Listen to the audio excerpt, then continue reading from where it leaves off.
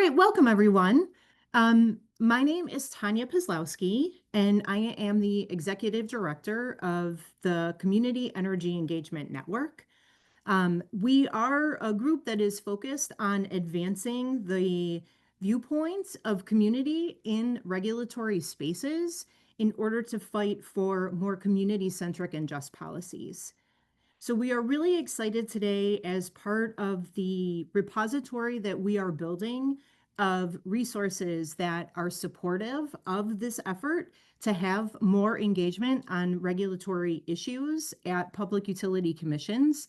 I am excited to introduce Ryan Greer, who is the Regulatory Director for Education and Innovation for Vote Solar, who is going to give us an overview of a really incredible tool that they developed in partnership with the Initiative for Energy Justice, the Amp Up the People, a practical guide for energy justice advocates in utility regulation. So with that, I'm going to go ahead and turn it over to Greer to share this tool with us all. Thank you, Greer. Thank you, Tanya. And hi, everyone. It's great to meet you. Thanks for having me here. As Tanya said, my name's Greer Ryan. I work at Vote Solar, which is a national nonprofit, mission-driven, designed basically to advocate for 100% clean energy futures that are good for everyone, affordable, reliable, and going to help us get off of the fossil fuel dependency that we're all faced with right now. That is not the elevator pitch. I just winged it, but it's effectively what we do. We work in 20 something states around the country on legislative and regulatory work. And my role is that of like a central team. So I am the regulatory director for education and innovation, but I work with our staff who are in all of the different regions, including my colleague Baratha, who just joined, who works in the Midwest. And part of my job is to help folks both internally at Vote Solar and externally navigate these really wonky spaces that are utility commissions. And this report was part of that. This guide. I'll get into it in a second, but I guess to finish the introduction part of it, I'll say I'm calling in from just outside of Portland, Oregon, on the traditional lands of the Clackamas and Chinook peoples, as well as other tribes. Um, I've been in energy justice and utility regulatory advocacy spaces for a little over a decade now, but I started without any like particular expertise in this world. Started with a background more in water and wildlife policy, and just really wanted to address some systemic equity inequities and the climate crisis. Kind of quickly realized in digging around in the nonprofit world that utility regulation is a pretty key space to have both a big impact because at the time and even now there wasn't that much engagement there, and also it's where a lot of the rubber hits the road, so to speak, where big decisions are made that affect everybody's lives day to day, but also emissions and bigger world impacts as well. So with that, maybe next slide. I'd love for folks, if you feel comfortable, to provide an introduction in the chat with your name, pronouns if you'd like to, organization if you have one, where you're calling from, and then if you're inclined, any info about what got you interested in energy justice advocacy at public utility commissions, or just what brings you here. I'll maybe pause for folks to see this for a second, but I'm also going to, oh, thank you, Tanya. I was going to put that in the chat as well. Okay, so next slide, please. As Tanya mentioned, this guide, Amp Up the People, it was a collaborative effort between Vote Solar and the Initiative for Energy Justice. If you're not familiar with them, I highly recommend you check them out. We all care deeply about energy justice, and we wanted to help folks engage more effectively in these spaces where decisions are made. But we couldn't have done it without working with groups like Detroit area advocacy organizations, including folks that I think are probably represented on this call, as well as Mark Templeton and the Abrams Environmental Law Clinic at the University of Chicago Law School, And then there was a few case studies developed by UC Berkeley student researchers. Next slide. So the purpose of this guide, um, basically we all know that utility regulation or just energy work generally can feel like an alphabet soup sometimes. There's so many acronyms and wonky terms like dockets, filings, interventions, PUC, RTO, uh, IRP, the list goes on. Um, this was this guide was created in part to simplify that world and to open the doors a little bit wider for participation. We wanted to primarily help frontline communities and organizations that represent frontline communities understand and be able to actively engage in these spaces and like be able to contribute to shaping the energy transition because often those communities are hardest hit by decisions that are made. Um, we also wanted to give energy justice advocates some real and practical tools and strategies for navigating these commissions. So, not just like theory and issue based information, but some concrete tips and tricks. IEJ, the Initiative for Energy Justice, brought their deep experience in working with frontline orgs and centering racial and economic justice. And I think that hopefully collectively got, we developed something that feels approachable and empowering and not too intimidating. Next slide, please. So, what's in the guide? We have a few main sections. First, we do some background on utility regulation generally. So we try to and I'll get into these more in the coming slides, but just as a overview, we try to demystify what public utility commissions or PUCs, as well as regional regulators like regional transmission organizations or RTOs and independent system operators or ISOs actually do, why decisions that are made in front of these regulators matter, and where there are opportunities to plug in. We also talked a bit about energy justice issues and utility regulation, including the types of proceedings that affect energy justice and how those issues show up for things like rate cases or long-term resource plans, affordability programs, other key proceedings. We give some engagement strategies like how to engage and build power, including some concrete guidance on where to find proceedings, where to submit comments, and how to partner. And then I won't get in too much to these other sections during this presentation, but just so you know, there's some specific recommendations about addressing some inequities, including some case studies that might be relevant and a glossary of terms that I think is good to have just in your back pocket if there's any kinds of like acronyms or terminology that you're not familiar with. All right, next slide, please.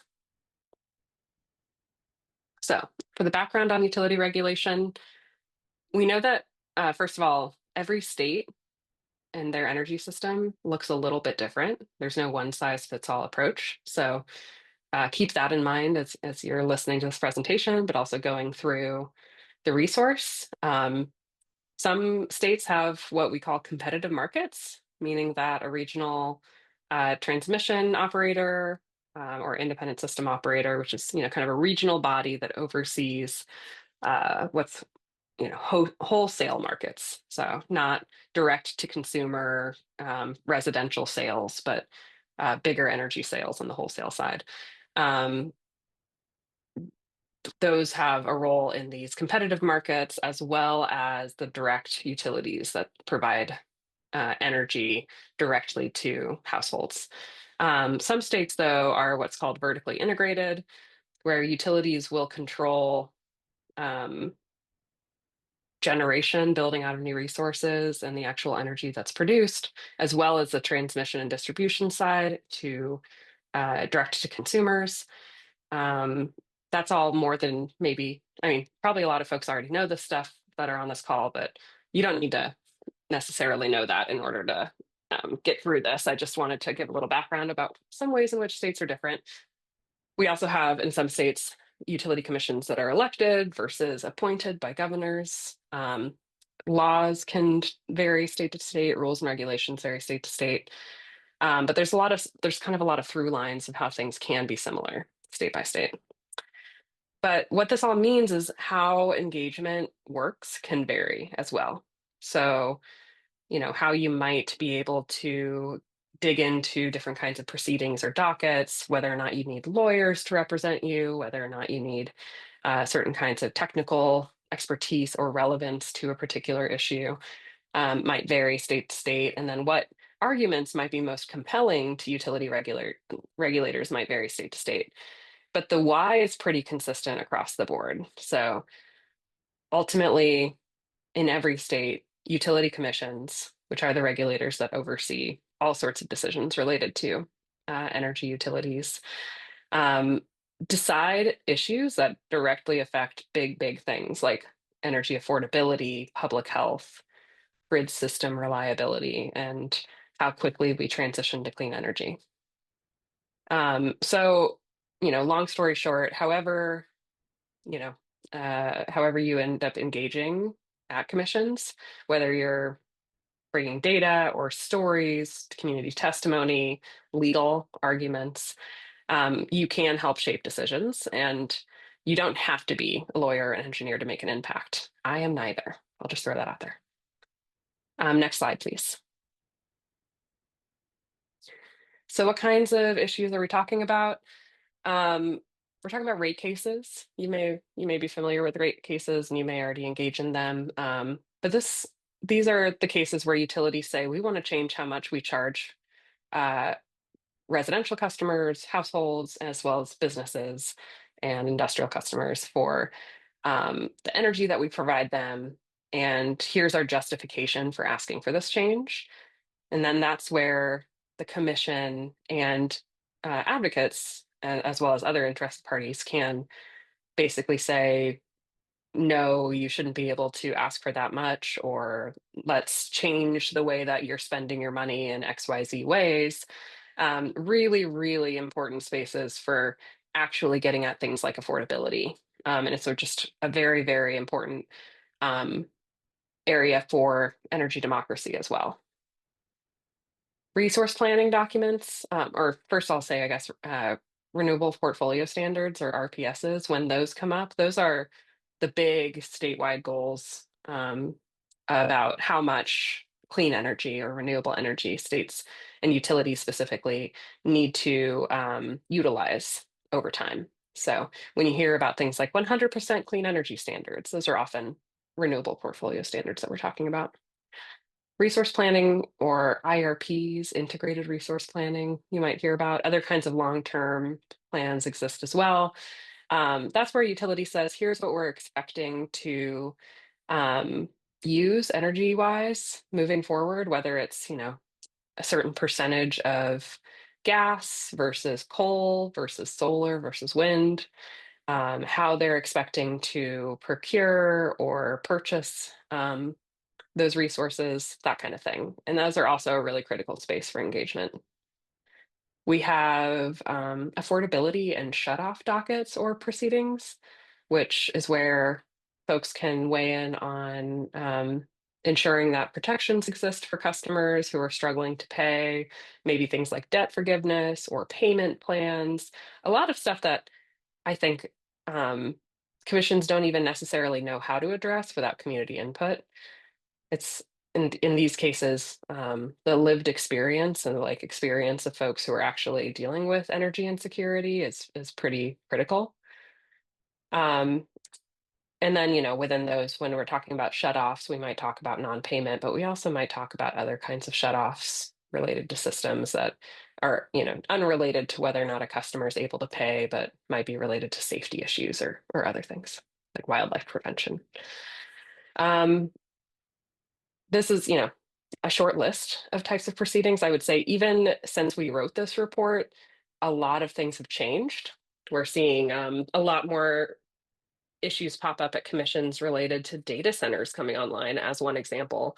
And I'm sure many of you on here are very familiar with that, but big um, customers asking to buy a lot of electricity from utilities, and questions popping up at the state level about, whether those customers should be approved for utility service, what that looks like as far as how much they pay, and whether or not they're responsible for bringing energy resources, energy generation, whether that's new solar panels or otherwise, to the table with their contracts, like versus the utility having to provide that energy for them without that kind of provision. All of that's pretty new in this space, and so we didn't even really talk about that in this guide. But if I were to write an update a year later, I would probably have a whole section on that, just as an example.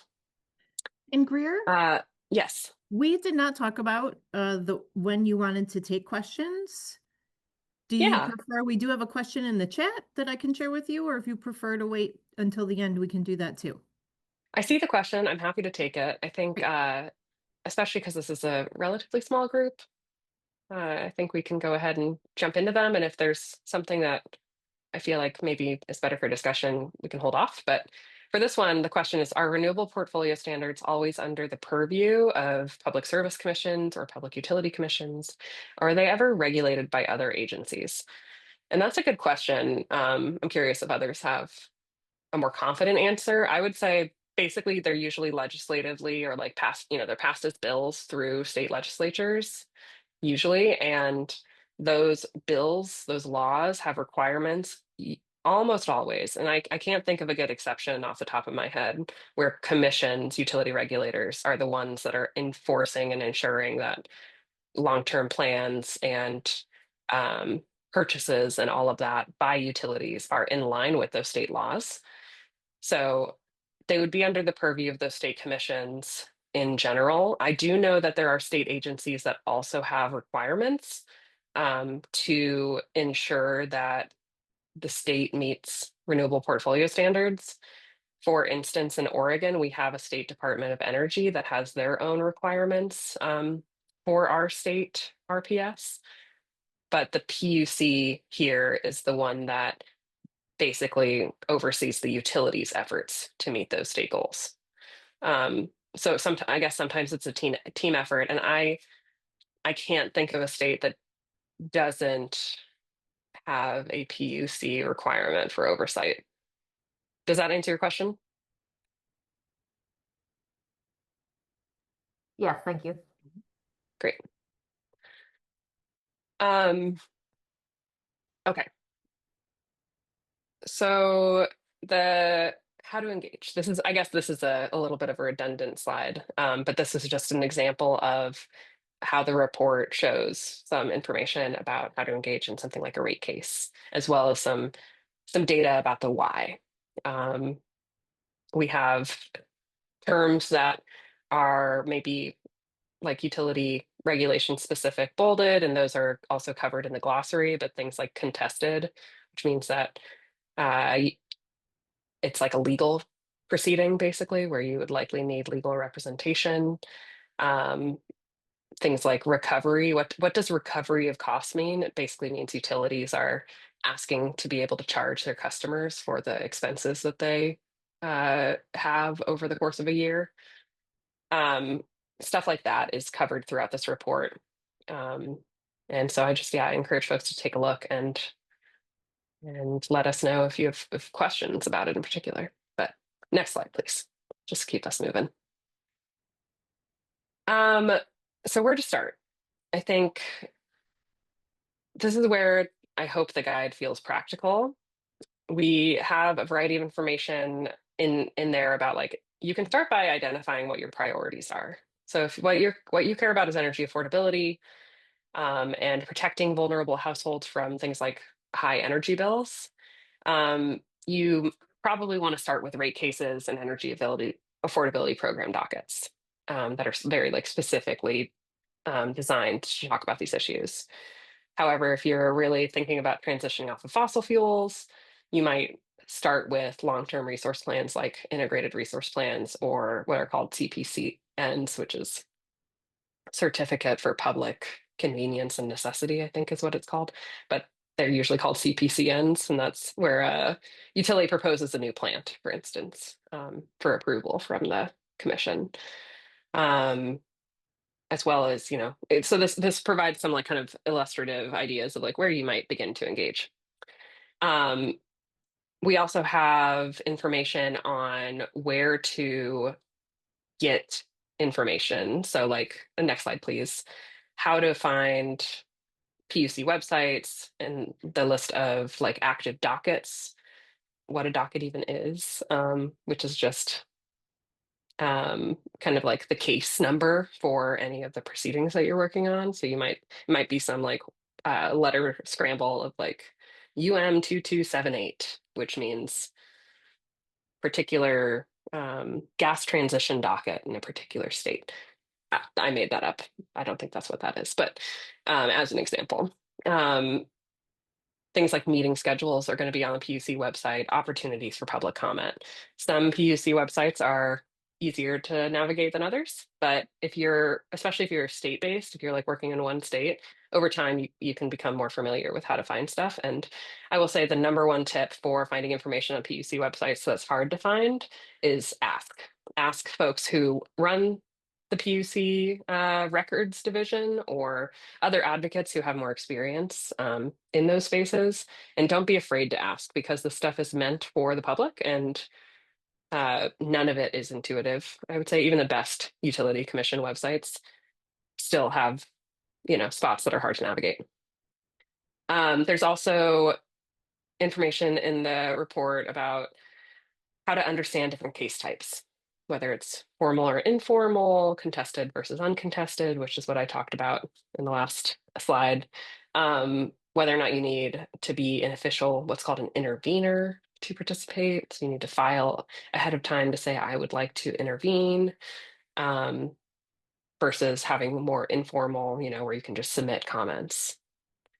But most importantly, I think, I hope that folks who read this understand that no one should be doing this work alone. Partnership's really, really, really important.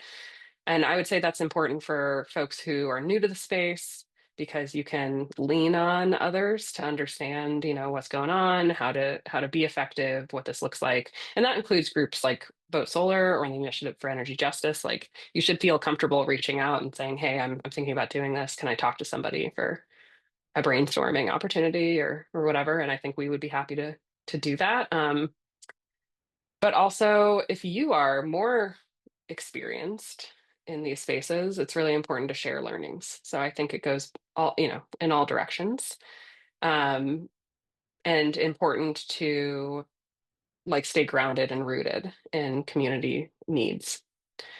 So yeah, in addition to just that kind of plug, I would say there's information in this report about things like how to find legal representation and um, types of orgs that tend to provide support for free or close to free to community groups that are working on these issues at the state level.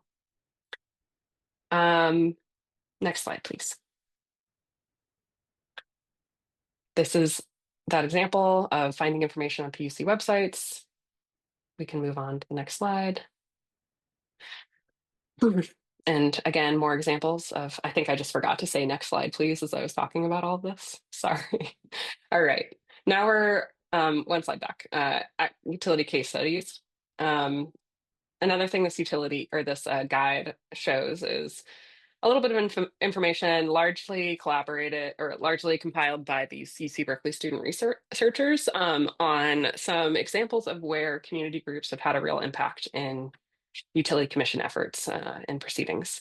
We have, I think for many folks on here, you were probably directly engaged in Michigan's DTE IRP plan in 2023, and there's a bit of background on what was in the proposed plan and why communities and organizations got involved, what that looked like, some information on the outcome, although I think we've got even more outcomes since this report was released, as well as in Colorado, the Renewable Energy Standard Plan, which is basically that statewide clean energy goal or renewable portfolio standard that I mentioned, but with more detail of community requirements and environmental justice requirements. So advocates got directly involved in that proceeding and had a big impact as well. And then IEJ put together a spotlight on some utility justice efforts in Massachusetts, which was a little bit, instead of top down of a proceeding being initiated and folks responding to it, a little bit more bottom up of basically stakeholders coming together as a working group and helping to um, give meaningful feedback to the Massachusetts, um, what's called the DPU, the Department of Public Utilities, which is their PUC, basically, um, about how to make the energy regulatory process in the state more democratic, basically. So if you're interested in those case studies, we've got that in the report as well. Um, and then next slide, please. There's information on how to address certain kinds of inequities in utility regulation using a people first approach, as well as some key insights and patterns that were garnered from learning from these case studies. I would say importantly and kind of throughout, there's a lot of stuff around things like language justice, which includes, if you're working with populations that aren't as comfortable with English, for instance, providing translated information as best as you can and as often as you can. Uh, Language access services for folks with different kinds of hearing abilities, for instance. Um, and not making assumptions about how much folks are already familiar with certain issues, trying to break down acronyms and jargon and issues into plain language as best as possible. Obviously, it's a learning curve for all of us. I feel like even in talking about this, I've used plenty of acronyms, but it is something that's like a good reminder, hopefully, for everyone. And then there's a lot of information about things like, you want to have meetings when you can be as accessible as possible. So ideally, not in person only during the work week when a lot of folks would be, and especially working class folks would be unable to participate. Trying to ensure that if there are financial constraints to participation at commissions, that those are met with compassion and with actual financial solutions, including things like intervener compensation, which is, if an organization requires money to be able to participate, either to hire a lawyer or otherwise, and they're representing an environmental justice community, um, intervener compensation can basically allow for them to still participate with less of a financial burden, or in some cases, no financial burden. And so those are pretty critical for access. There's more recommendations in here. Again, these slides are just little snippets of what's in the report, and I don't expect people to read everything right here. I just wanted to demonstrate that this is the kind of information that's provided. Um, and that's it. I tried to breeze through it pretty quickly, so that we would have some time to actually talk. And I feel like maybe I breezed too quickly, but I would love to know if you have any feedback or questions. And then yeah, really curious to hear from folks here about how you're engaging at utility commissions, what kinds of issues, energy justice wise, you're like coming up against and interested in engaging on, and maybe if there's you know, uh, ideas for how to like bring more education to more folks who are interested in diving into these spaces but don't have that experience or background. Um, So I'll pause and just say thanks for having me, and excited to hear from you all. Thanks so much, Greer, for just giving that overview. As noted, there's so much content in this resource that I know it's hard to help everyone understand the depth and do it in a relatively short period of time. So appreciate what you've offered. For folks who may not have seen, I did put the link to the guide in the chat, and we'll do that again before we wrap up, but just so folks have a handy way to access this tool. Would it make sense for me to remove the spotlight so that everybody can see each other? Yeah, Or, yeah, okay, sure. there we go. Do I think I got it. I don't love okay. seeing my face giant on the screen. So. Understood. Same, same. So folks just want to see does anyone have questions about what was covered, and or is there maybe something that you're working on that is related to a utility commission that you'd like to just throw out and maybe see how the guide might apply to that?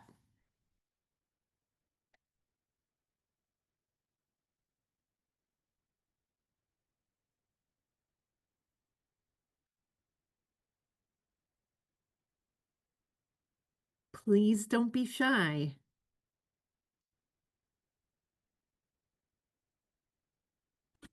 I can share. This is Amani from We Want Green 2. We're based in Detroit, Michigan. Thanks, And Amani. Go ahead. thank you. And something that we currently do and what we're working on is with DTE's current rate case, trying to advocate for residents.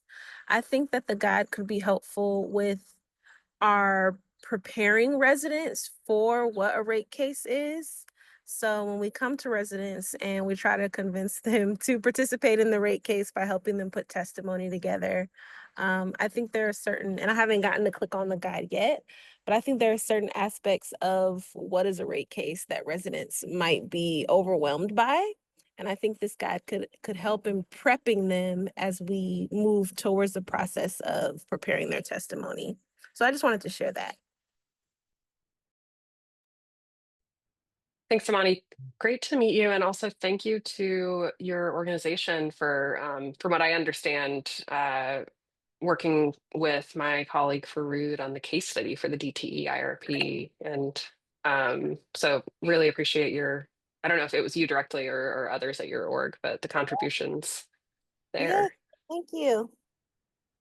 Um, and yeah, thanks. I appreciate that. I hope so. I mean, I think one of the, like I said, one of the goals of this is that folks who are working in community can take some of this information and tailor it.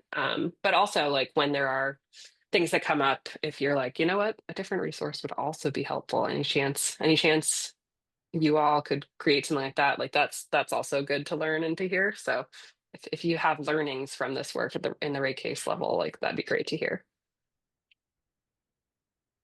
And Greer, is there anything maybe that you can point to specifically? I know we talked about the how you cover a rate case and describe what that is, but just in thinking about that basic education and or helping people prepare to be able to maybe participate as a witness or right be able to just share thoughts, is there any tips you have maybe on where to go in the guide for this or what you might want to look for that would be helpful if there are, details that we didn't cover, anything like that?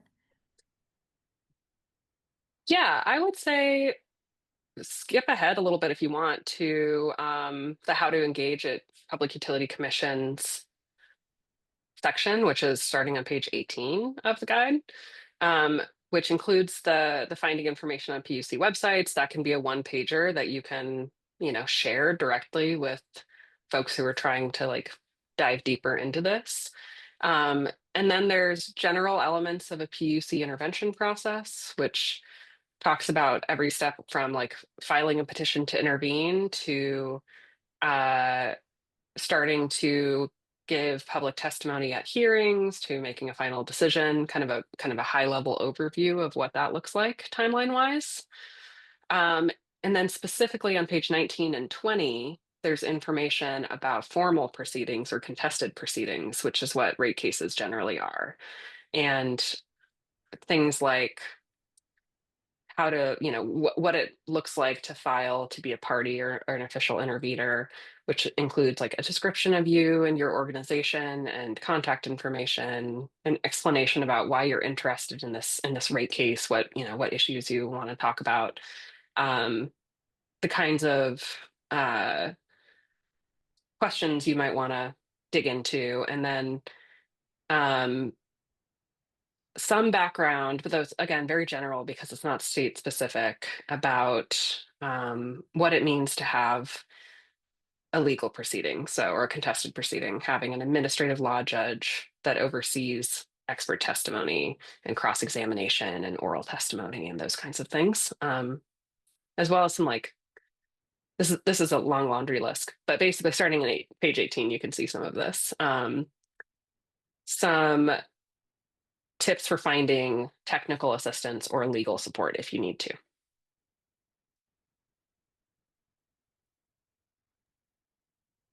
Great. I I wonder, Greer, is there a aspect of the intervention process that you've received feedback maybe is particularly challenging, or where folks may have run into the most questions or something in the guide? You're on mute. Of course I am. I work entirely remotely and I still am often on mute. Um, I think it depends on the issue or the type of proceeding.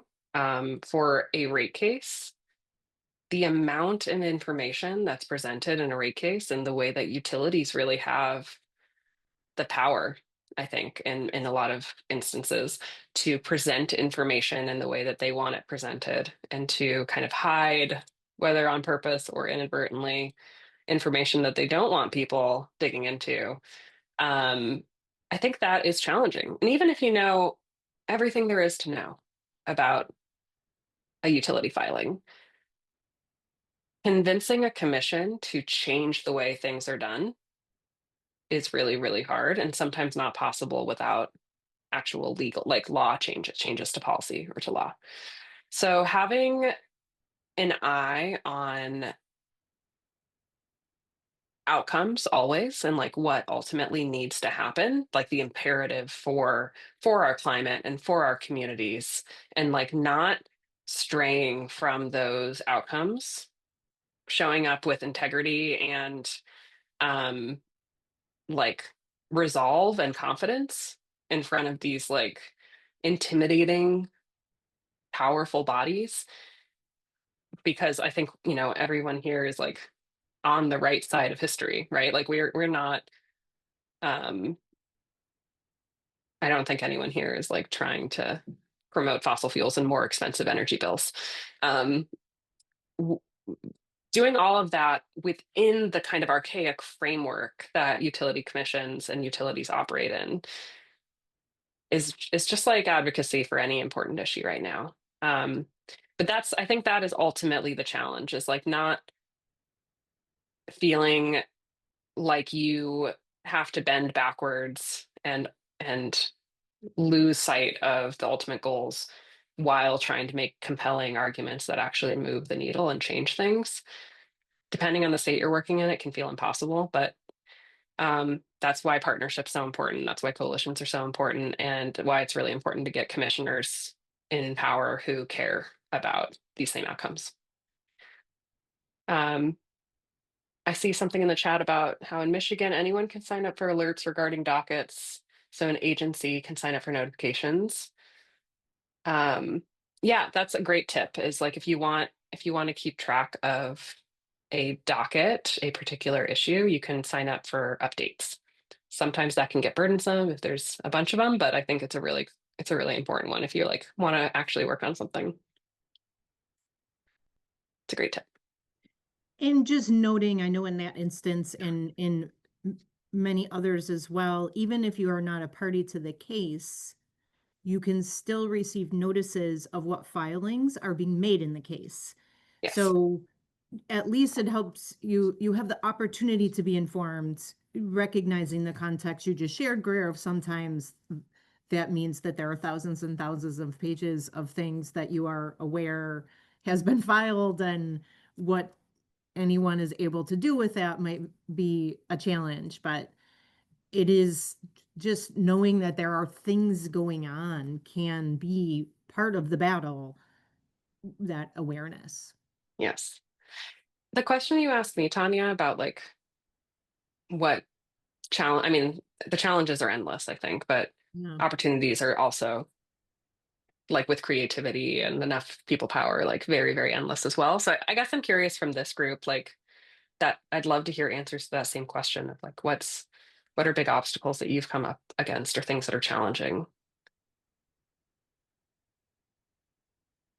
And folks can just come off mute if you have something that you'd like to share.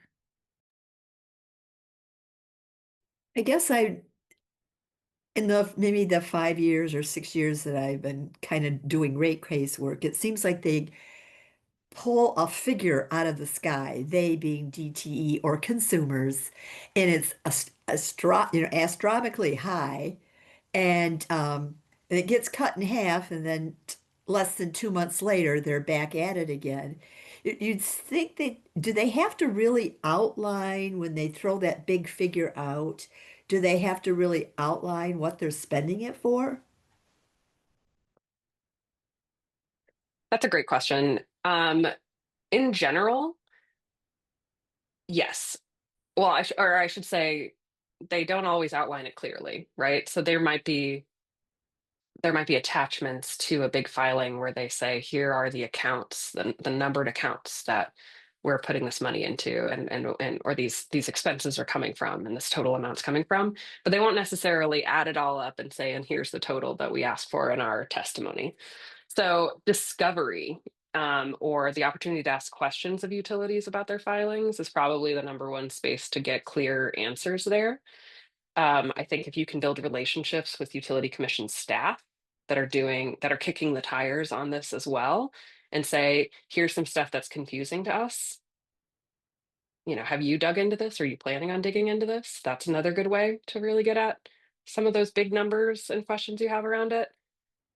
To your point that well, and then further, you know, having the opportunity for a hearing where you can ask if you're a formal party and you have the ability to do so, ask questions of their experts for them to further explain and justify what they're asking for. Those are kind of the main opportunities, I would say. There there is this issue though of year after year, back to back rate increase requests, rate hikes, where a utility throws a big increase at a commission, and a commission may see, you know, the utilities ask and say, we don't really, you know, we don't think you need that much, but we'll give you something in the middle. That happens more often than not, right? So there's just consistent increases. I would say there are very, very few examples of a utility commission saying, actually, we're going to have you spend less money and give money back to ratepayers or have bills go down. Like that's not the trend.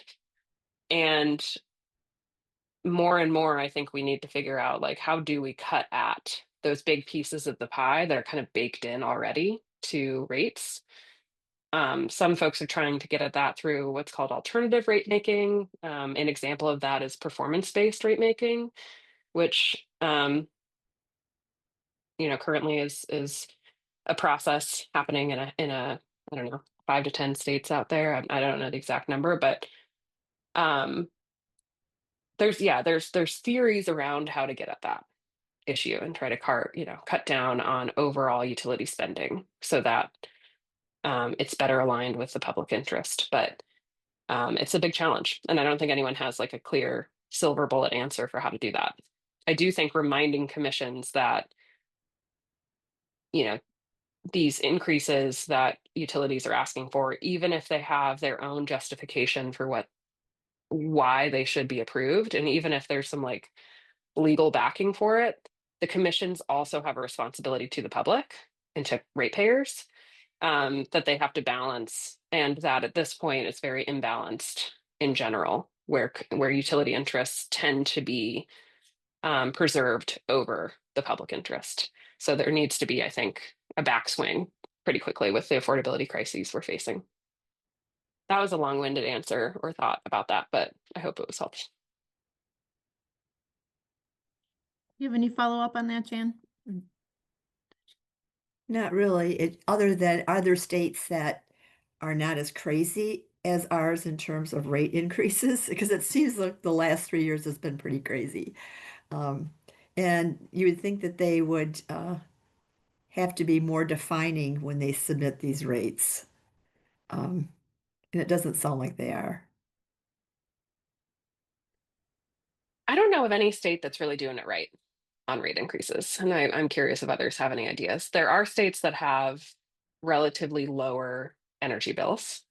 Some of that is affected by things like climate and the age of housing and the like energy sources that are in place. So I'll just speak, for the Pacific Northwest where I live, we have a little bit more, like a little bit lower average energy burdens, in part because we have a lot of hydropower here that provides kind of baseload power year after year. And so we've benefited from cheaper electricity overall. But the rate increases we've seen have been, people's bills have increased by 50% in recent years overall.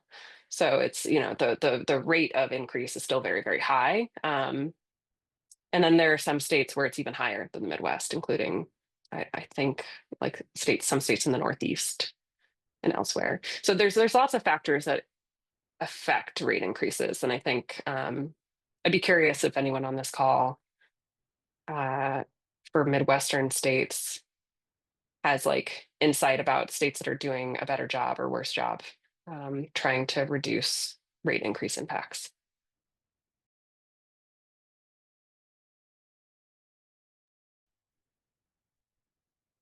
I'll maybe just add to that the performance-based regulation concept is one that is an alternative to the utility invests and earns on that investment. The intent of that approach is to shift the incentives that the utility has and the things that we want them to do. What will they get to earn a return on in the system? Those are the types you're trying to determine what those are and then set thresholds for the utility to whether it's reduce peak load by some amount or reduce, sort of the overall needs on the grid. And right, it can be structured anyway, which is part of what's challenging about it, I think, in different states, is that there's so many different experiments going on that it's still a little bit challenging to say, yes, this works, this doesn't work, because the variables are so vast among states. But I just, in my opinion, as we think a bit about ways that we can try to change the underlying structure, that is a big one that has not been perfected, but conceptually, I think it helps to give us a direction to go in that is focused on outcomes rather than just what a utility invests as it is now. And if I could just add to, I know in Michigan, everyone along the way is required to explain what they're doing, right? The utility has to prove the need that they are offering, that is their burden. I believe that's the truth everywhere, that it's supposed to be that they're proving what they need, and that commissions have to explain the decisions that they make, right? They can't just say your overall amount is $100 million. We think that's too high, so we're going to make it 50. They actually have to go in and say, this line that you want to spend here for this much, this is a no, or this is going to be reduced by some amount. It is not, they legally cannot just say it's just too much. There has to be right, they have to make specific decisions based on what has been presented to them. And if I could just add another nugget to that, that working with commissions myself a bit, one of the things that is a major challenge is the commission can only respond to the things that are brought before it. As you mentioned, Greer, of why it's important to at least have folks that can advocate in these formal cases. But even if the commission says, I see that there's a gap in this thing, somebody's saying this and somebody's saying that, and reality is here, if no one says, hey, how about this reality in the middle, the commission may not be able to consider that as an option. So it is sort of reinforces, I think, why this work that Greer and this Institute for Energy Justice have done is to help provide more support and understanding of how to effectively bring the issues that you all care about and that communities care about forward and say, these are the things that you should be doing. Because unless we offer commissions, these are the things that you should be doing, all they have is what utilities or other people bring to the table. So just reinforcing that a bit. And a final nugget is just utilities do have to say afterward how they spent money in reconciliation cases. It's tough because those have already, the money has been spent and they're reporting on it. But there's a lot of stuff out there that would probably be really helpful. And there's so much that it's so challenging to be able to follow all of the pieces that might be required to put this together. So back to the value of creating networks and coalitions and supporting each other to carry some of the weight of this work. Thank you. I'm sorry, Greer. I just took over and jumped up on my soapbox. No, I totally agree with everything you said. I think the power imbalances are part of the problem.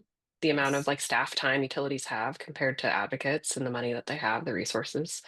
Um, so even if they are required to do certain things, stuff falls through the cracks, as far as how much folks are able to look at and understand what they're doing. And I would say that's true for commissions too. We're seeing commissions really spread thin in a lot of Yes. places and burned out. So it's a big challenge, and I hope that some of the energy justice work that everyone here and elsewhere are working on leads to a little bit more of safeguards for commission time advocates, and just ensuring a little bit more equity um, in the space. But yeah, Tanya, I appreciate all you said, and thank you. Thanks again, everyone, for having me here. Really, um, would love to stay in touch. If anyone ever wants to reach out, I'll put my email in the chat so you have it again.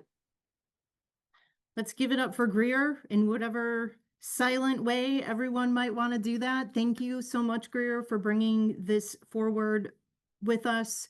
For folks who didn't see, Greer's email address is now in the chat.